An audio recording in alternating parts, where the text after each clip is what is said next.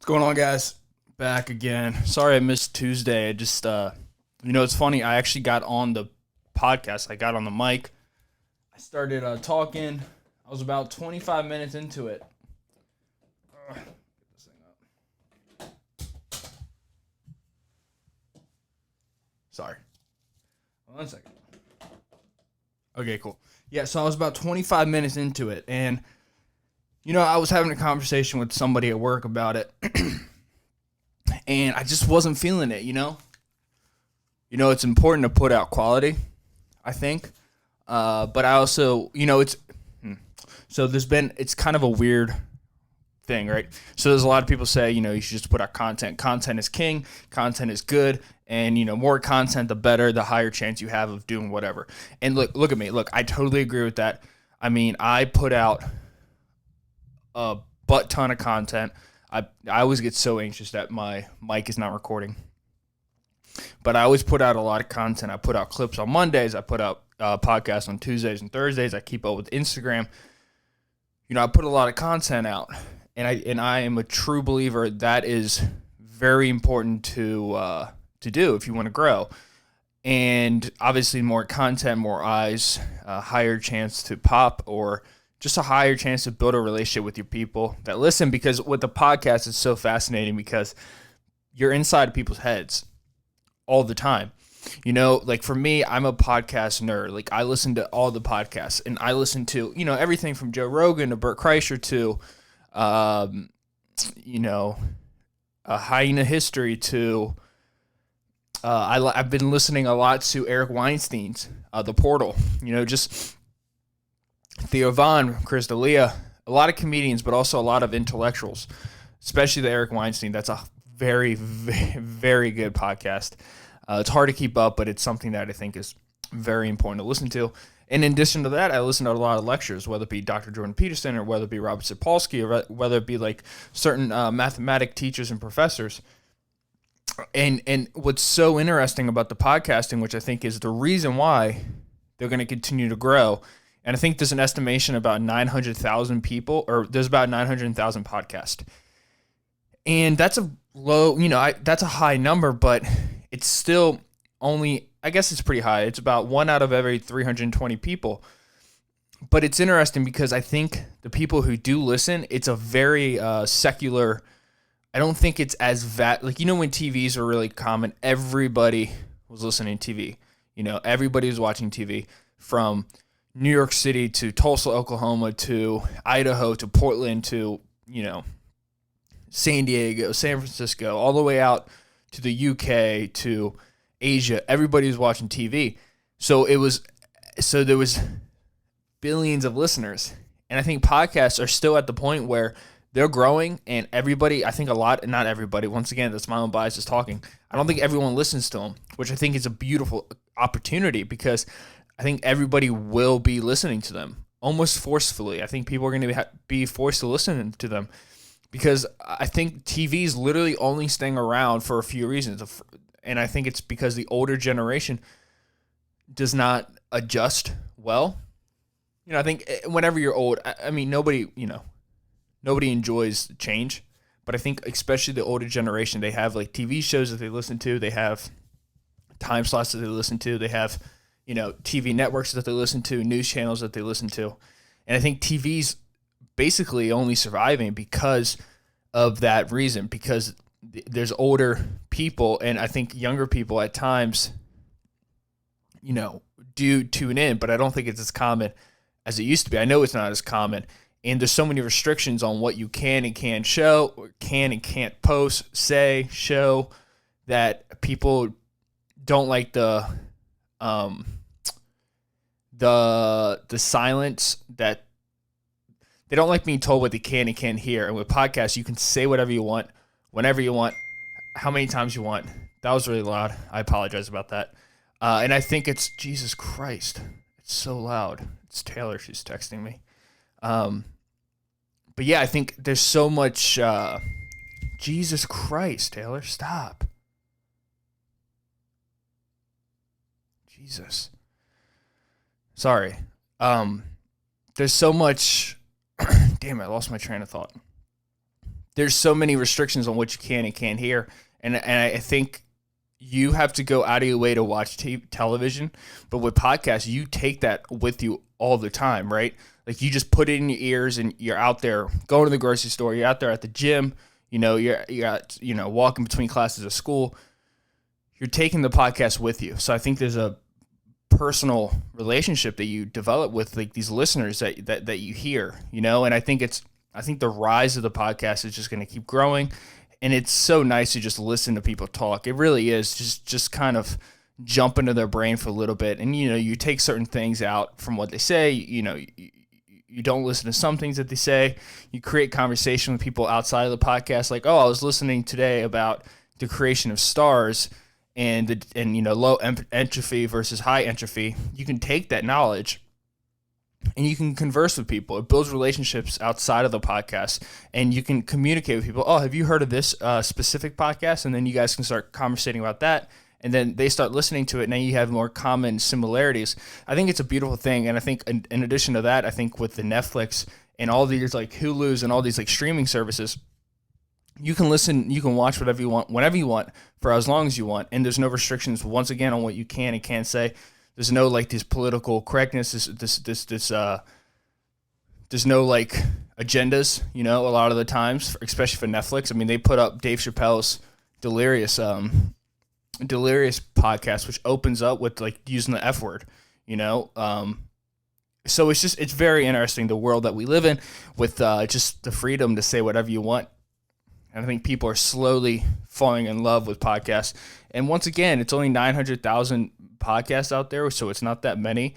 So 1 out of every 320 people have one. And I think it's going to get to a point where, 10 out of 320 people have them. I think it's going to be a lot higher. I think there's going to be a huge market out there too for, the same way that there's like Hollywood and Netflix. I think there's going to be like a huge platform, which there already is. But there's going to be like businesses where the whole business setup is like you have McDonald's for food. You're going to have like a McDonald's version of podcasts, like studios scattered in each and every city. And then there's going to be time slots of when you can come in and record a podcast and post it that way. I think that's coming, and I think it's going to be here within the next 10 years, especially with all the elections coming up with politics. People want an unbiased opinion, an unfiltered opinion, and honestly, an opinion that may not be thought out completely, because that's what you want to hear. You want to hear people who aren't working off an agenda. They can say whatever they want whenever they want. They don't have their hands tied behind their back. And I think that's, the world that we're slowly getting into, which excites the hell out of me. Like, I've been doing a podcast since July. Before this one, I had one, I think 2017 I was doing one, and it was just on Anchor, which is like a great platform to start off on. It's just audio only. But I really want to get into YouTube. That was kind of like my goal. I really wanted to get into the YouTube side of things. But, there's so many options out there, and it's so easy. All you need is a table, a mic, and a camera.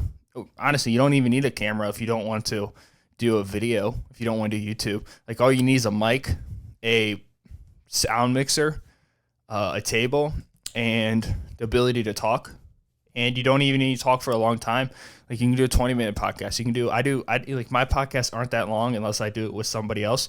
They're only about 40 to 45 minutes long, sometimes an hour.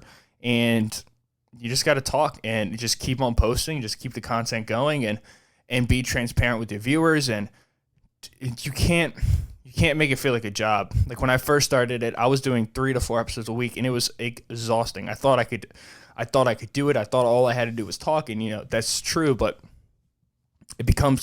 once it becomes a job, I think it becomes less fun. And I've ran into that a few times where it does feel like it's becoming a job. And I've learned that you can't do that. You can't allow it to become a job. You got to do it just for the fun of it. Even though like now I'm getting paid, it's still not a lot, just off of ad revenue. It's not a lot of money. So, I don't know. I think it's an interesting time, and I think people are slowly steering away from like Facebook and stuff, and Twitter is still active. I think a lot of people just listen and watch on Twitter and read. I don't think people actually tweet anymore. And I think ideas now are getting so straight and narrow. Like, there's not straight. There's so many ideas and words. There's such a line split between viewpoints now. And there's such a, like, for example, you can't be medium about abortion. You either got to be pro or completely against it, and there's no middle ground. And I think people are looking for a place that can talk about abortion in a way that isn't black or white, or isn't left or right, or isn't red or blue. Like, should women have the right to abort the kid? I think yes. I think there's a limit to when you should be able to do it. I think if it's like 7, 8, 9 months, then that's dangerous. 6, 7, 8, 9 months. And before that, I think autonomy for women is something very, very needed. And I also think, like, you can't make a law that's just generalized. If you make a law like against abortion, well, there's got to be a lot of subsects, to it. What if a woman was raped? There's so many options. There's so many moving parts to it.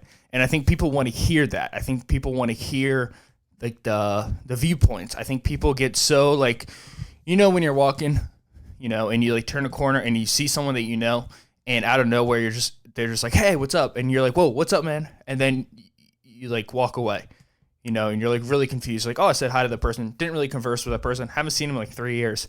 I think that's kind of how we are now with words and with conversing in politics, particularly in the climate that we live, the social world that we live in. I think everybody's just like not super deep on things, especially kids my generation. I think people do not find it necessary to really dig deep on anything and to build up a strong base of why do you feel this way? Why did you say this about this specific subject? And I think everyone's just caught off guard and they're just throwing shit out there. And the issue with that is it eventually hits and sticks, Like if you just take many shots from half court, you're going to eventually make one, So I think that the more and more that happens, the more and more that there's just, what's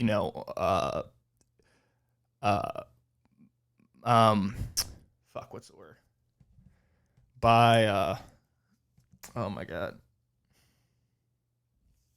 I can't think of it. But there's no such thing as just a black and white solution to anything. I think people crave intelligence. And I think we've also been dumbed down to not intelligence, but also crave reasoning. We crave reasoning. We want reasoning so bad. Like, why do people have such a pull into anxiety provoking things? Why is there so many crippling anxiety disorders? Because once the reasoning has been stripped away, your brain you lose purpose, And I think with these ideas, with these certain laws being passed and these certain words being thrown around, they carry such extreme consequences that when there's nobody really digging deep into the subject matter, you are crippled with, well, what the fuck?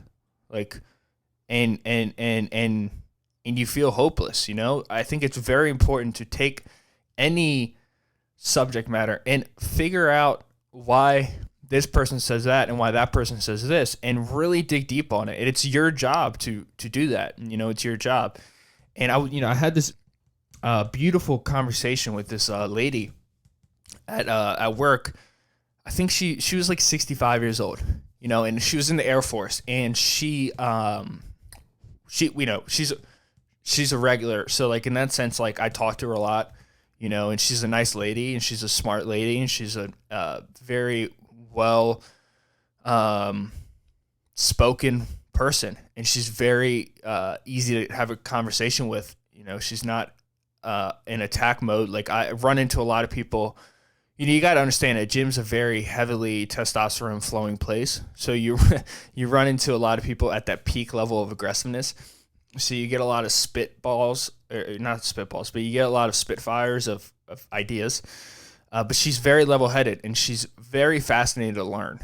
She's not fascinated like her goal when conversing with me isn't to attack me. She actually wants to like talk to me. Like she wants to like talk to me. We want to have conversations, and we want to converse.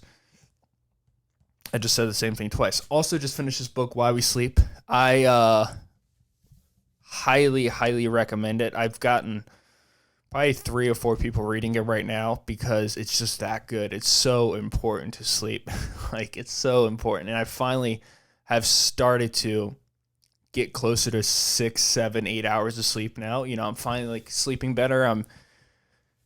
Anyways, yeah, so this lady, she's very smart, and she comes up to me and we're talking to each other. And here's something that I think I'm slightly ignorant on. I have diet pomegranate. No, not pomegranate. Grapefruit juice. I think this stuff has like a lot of like antioxidants. I think that's why it's so healthy. But then again, it's diet, so maybe I don't know. How's it diet? Right? Because grapefruit has a lot of sugar. So if you just take grapefruit and you just put it into a bowl, you squeeze it, it should have a lot of sugar in it, right? But maybe this one, they put it into a bowl, or like it's just like grapefruit flavoring, and then they add like a bunch of like artificial sweeteners to make it taste like grapefruit. It's delicious. I love it. It's really good, and I think it helps me poop a lot more. But yeah. So I forget what we were talking about. We were talking about minorities in this country, and me being a white guy, a white male, I'm not a minority, and I completely understand that. I think I run across a lot of people who they get very defensive when any conversation comes up about minorities. They become very aggressive in the sense that they think it's an attack on them, when it's not. It's just the truth of the matter is, if you're a white guy in this country, you have such a ability to, things are easier for you. Not saying that that's across the board, but what I am saying is that you do have the ability. The forefathers were white American guys or white dudes, so I think there is I'm not stigmatized as much as an African American person would be, or as much as a woman would be. I can basically just, yeah, you know what I mean? Like there's no societal restrictions on me, right? And I think I've been in this place lately where I'm really, really trying to learn about. I'm trying to get inside the head of people, of minorities, Hispanics, African Americans, or just Africans. I don't know if I've always pondered with that. Damn, I don't think I told you I was doing a podcast. So, I don't think I've ever. Trying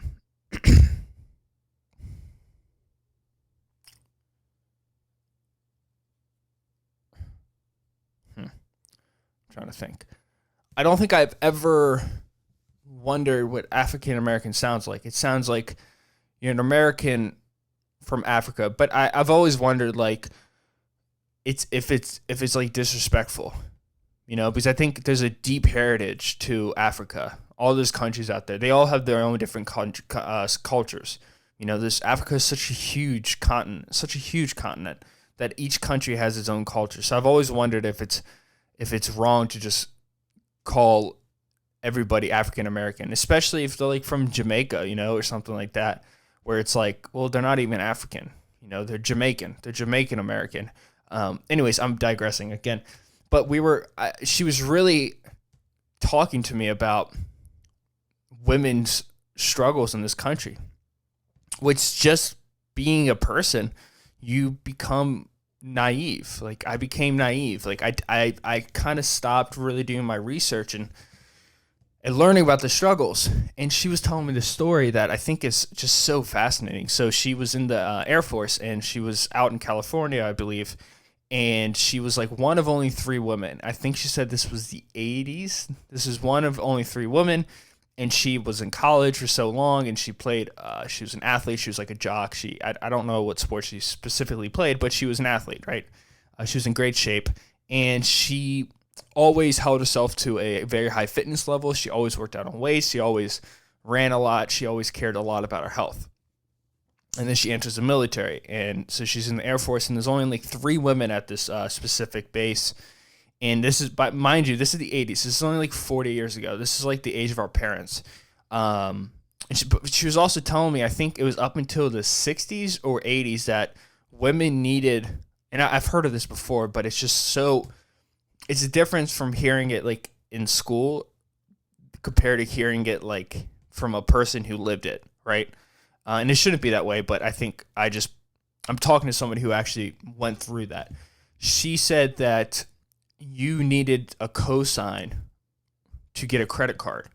Like, you couldn't, as a woman, you couldn't put a credit card under your own name. Like, you needed a male to co-sign it. She was telling me, she's like, I either needed my father or like my brother or my husband. I'm like, well, fucking brother. That's hilarious because do brothers, I don't know. I thought that was absurd, like treated like property. And this, by the way, this isn't that long ago. You know, that's like not that 40 years ago is nothing. 40 to 60, it could have been the 60s, 80s. Either way, it's not that long ago. And she's telling me this, and you know, I'm over here rolling my eyes, not because of what she's saying, I think it's stupid, but because I'm like, fuck, dude, like, this is our history. This is our history. This is the country's history. And I know people always say, well, that's how you learn, and I get it. You know, I'm not saying that it's not. I'm not saying that that's. I'm rolling my eyes because I think I have to recognize that. I have to truly recognize that, because in order to really move on with your history, to really move on with, to move forward as a society and to move forward as a nation and as humans, is you cannot deny history. Like, you cannot deny Adolf Hitler.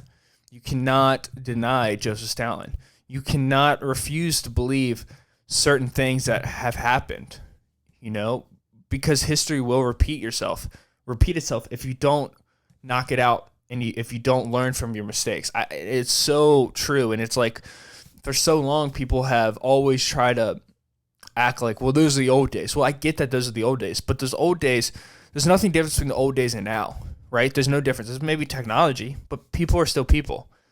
And the fact that Nazis that at one point there's a whole country that believed in killing a whole sect of the world because of the physical features or the religious beliefs. The fact that happened not that long ago, you know, what's that, 90 years ago? You know, 80 to 90 years ago, does not mean it can't happen again.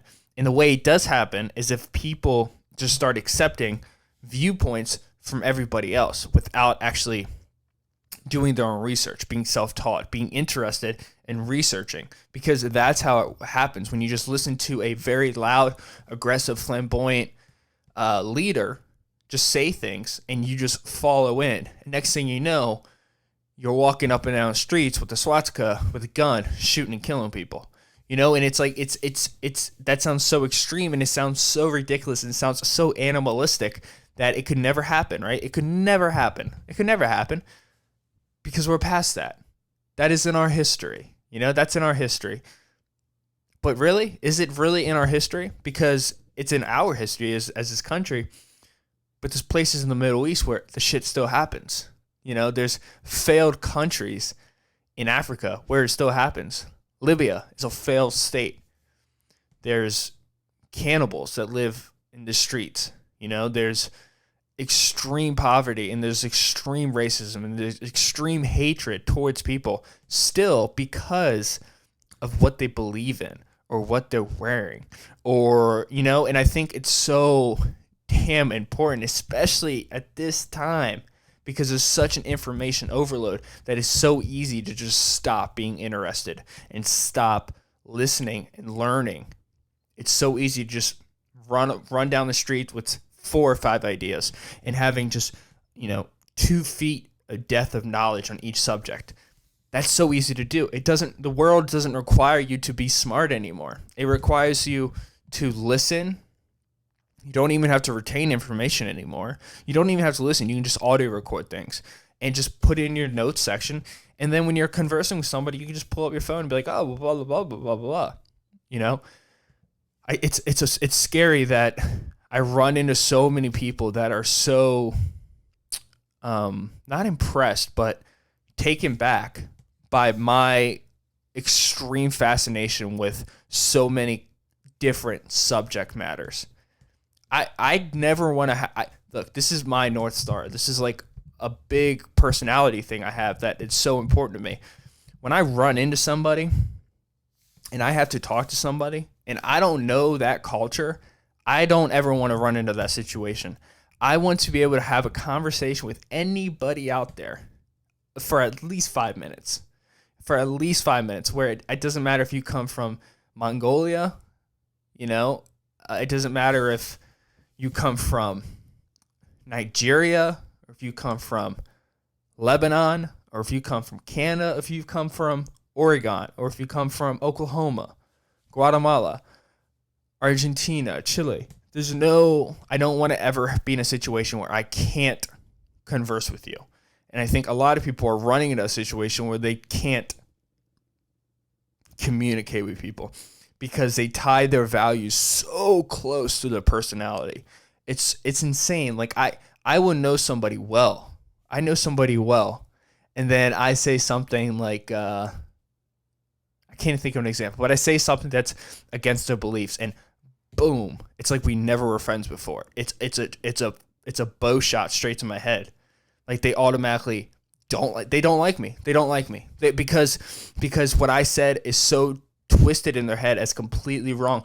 When in reality, I can tell you why I think that. And also the opposite of it, I don't disagree with. I just haven't found enough information to sway me that way. And I think that is such an issue that people do not recognize. That is such an issue where people just run away with opinions that if they sat in a room, they would never come up with on their own. And I'm not saying you shouldn't listen to other people and have your opinions, but you should also develop an opinion on why that makes sense. Like have thought behind why it makes sense. But we're running out of time here, so I really want to complete this thought because I suck at completing thoughts. I don't know why people would listen to this podcast. Like I feel like that paper airplane who's just like in a wind tunnel. I have no direction. I have no control. I have no control of the plane. The plane just goes. I launch it from the launching pad. Like I just throw it up in the air from the ground, and then the wind just takes it and just does whatever it wants with it. Crashes it. It lands it. Takes back off again. It does whatever it wants. It's 360s, 480s. It just flies around everywhere. That's literally how I feel like these podcasts go. Like it's just so like I'm looking at like kind of a outline of what I'm going to talk about, but it just goes where it just goes, man. But I was talking to her, and I'm going to finish the story, and she was brilliant with what she was saying because she listened to everything I was saying. And she was telling me that when she first entered the Air Force, that there was a policy that women could not work out in the gyms. And the gym and like the weight room, and when she was in college, I think she said she went to Wake Forest. You didn't really see that in colleges. I mean, this is the 80s. I think it was the 80s where there was already a big movement for women's rights, right? There was, the hippies. There was people were speaking up and saying, well, no, we should have rights too. So that passed. That was still going on. And so she was able to work out in a gym with guys.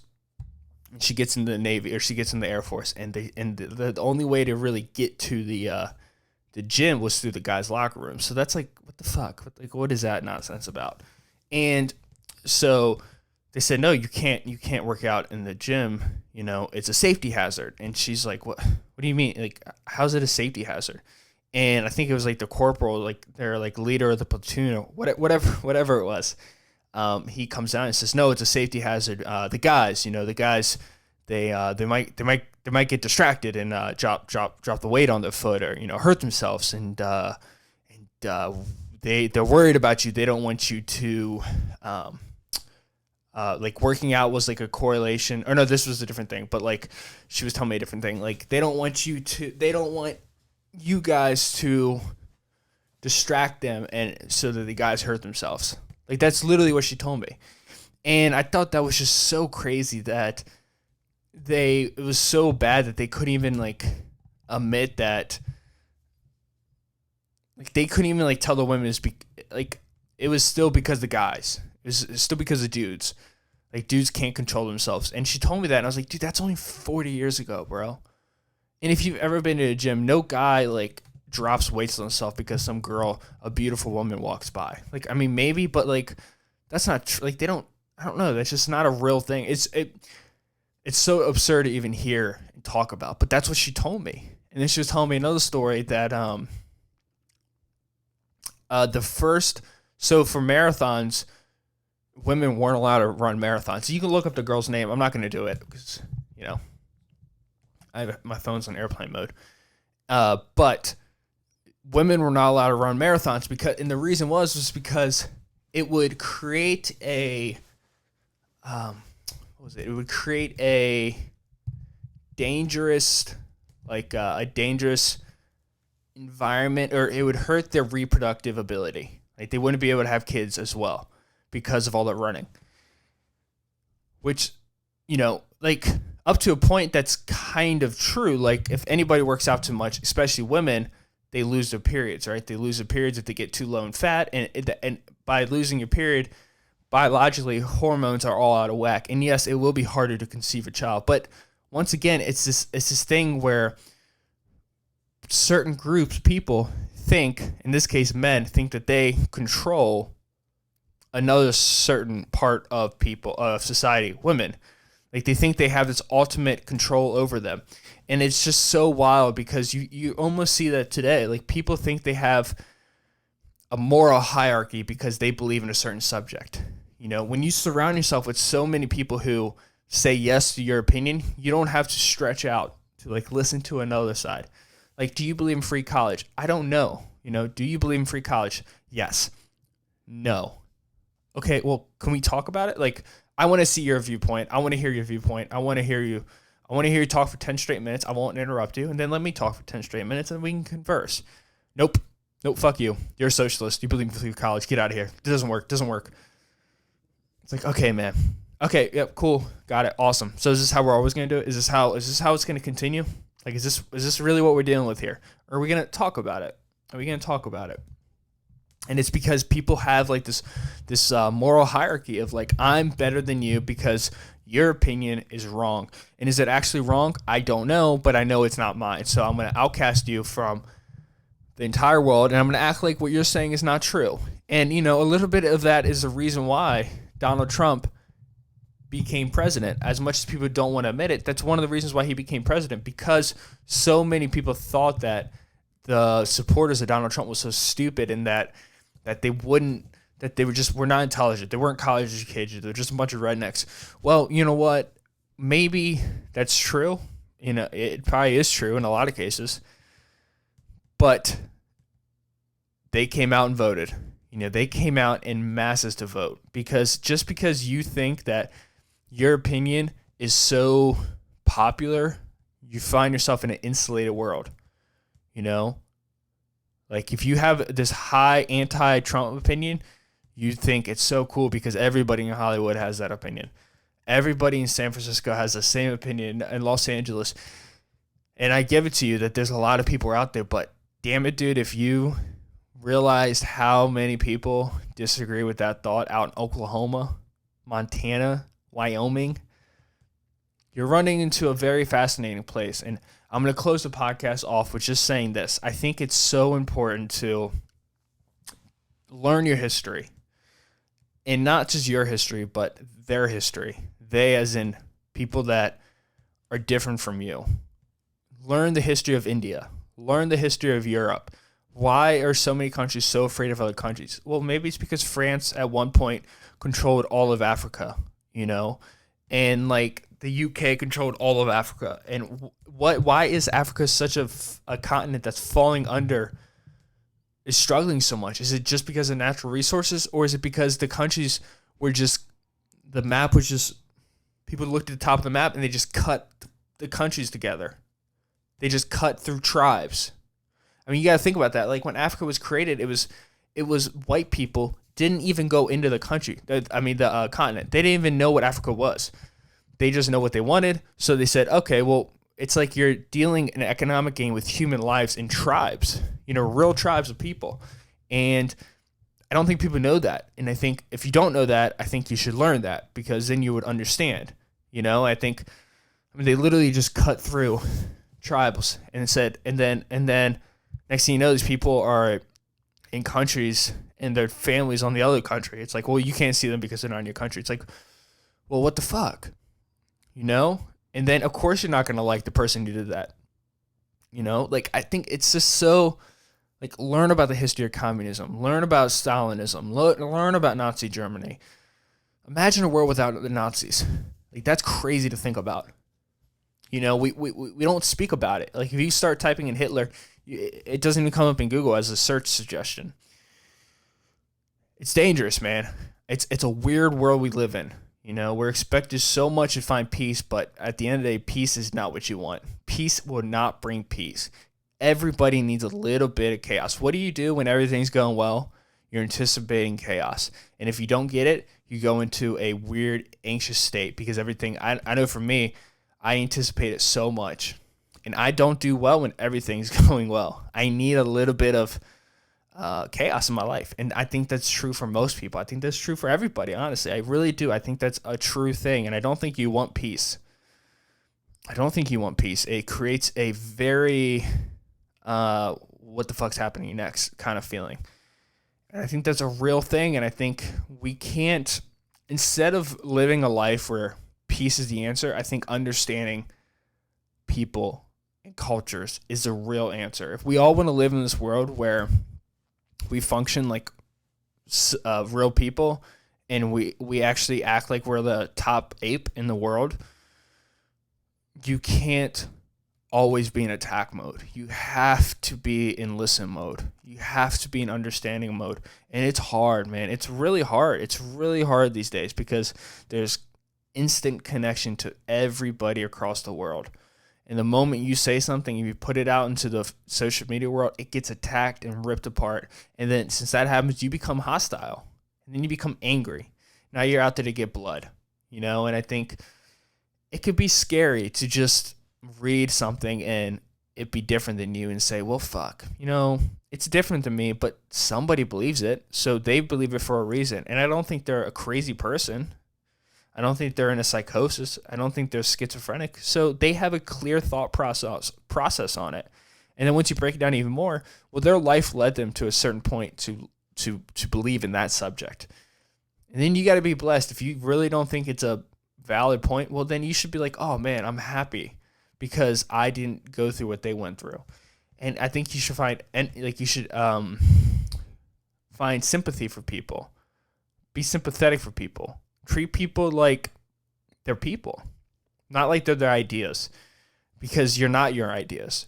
You're not your past. You're not even the person you are now. You're an ever-changing thing. Like at a very, very base physical level, you are just a combination of particles that are constantly bouncing off each other, constantly, vibrating. You're an ever-changing creature. Like from that perspective, from a very scientific perspective, that's the truth. You're always changing. You're always in a different state. You're always in a different place. And I think once you solidify your personality and your characteristics as a viewpoint on politics, or as a viewpoint on the climate, or as a viewpoint on a certain culture, you're fucked. You're fucked. You're probably going to die early because your heart's going to explode because you have so much built up tension and you hatred for people you don't even understand. So from that standpoint, it's not good. And you're going to be lonely. And I think for me, once I started reading, my whole world opened up. Why? Because I felt confident. I felt intelligent. I felt like I meant something. I felt like I could make more friends. I felt like I understood people better. And I think all these things are something that we have to do. We have to do it. We can't just keep on sitting back and just taking a bow and arrows and just shooting at people all day, shooting at people, getting on Twitter, getting on Facebook and attacking people about this shit, and reposting things with like the devil horns on top of Bernie Sanders or the devil horns on top of Trump. Because Jesus Christ, I guarantee if that person walked right up to you, you would not attack them.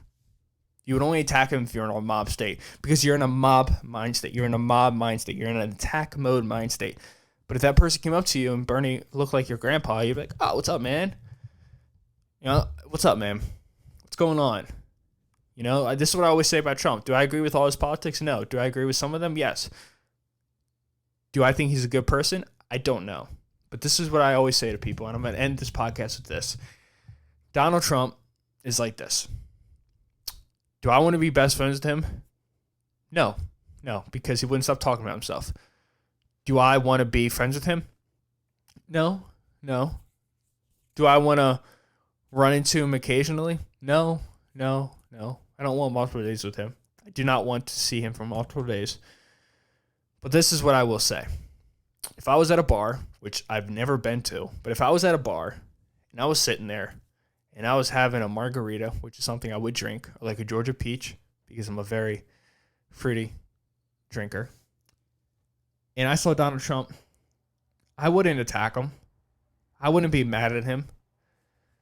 I'd wait for him to sit down, get a Budweiser, because God knows, he gets a Budweiser, and I would listen to him talk. He's that guy that you would want to talk to for one night at the bar, because he would love to talk about himself, and you won't be able to get any more. But guys, but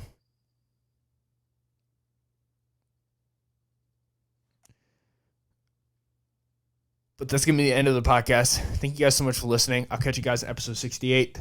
You guys are beautiful people, and I'll see you guys very soon. See ya.